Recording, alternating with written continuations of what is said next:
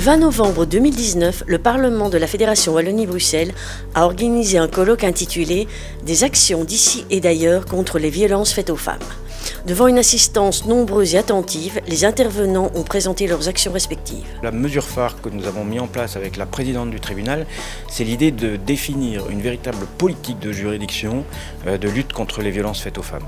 Donc de s'engager dans différents axes pour dire que nous allons prendre autant que faire se peut à bras-le-corps ce phénomène et essayer de mettre en œuvre tous les moyens à notre disposition pour parvenir à limiter, réduire, prévenir, mieux juger ces phénomènes. Cette mesure qui a été annoncée comme étant mise en œuvre à partir de l'année prochaine par la ministre de la Justice, je crois sera un outil très efficace et très utile en matière de protection des victimes.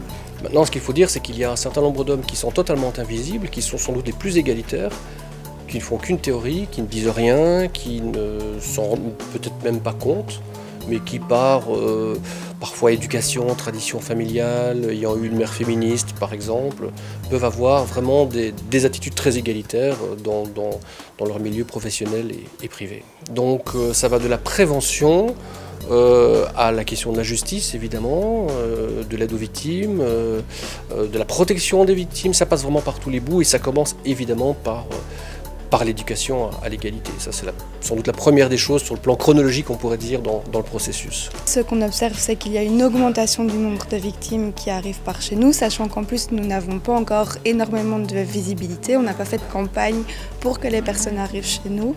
Et malgré ça, on observe vraiment une grande augmentation. La réalité de terrain, c'est que pour le moment, on ne saurait pas accueillir plus de personnes. On aurait besoin de beaucoup plus de bureaux, beaucoup plus de personnel pour que la prise en charge soit ce qu'elle veut être au départ, ce pourquoi nous existons, une forme de cocon où la personne est prise en charge à son rythme, avec de la dignité et du respect. Nous ne travaillons qu'avec une seule zone de police, donc c'est quand même qu'une partie de la population bruxelloise.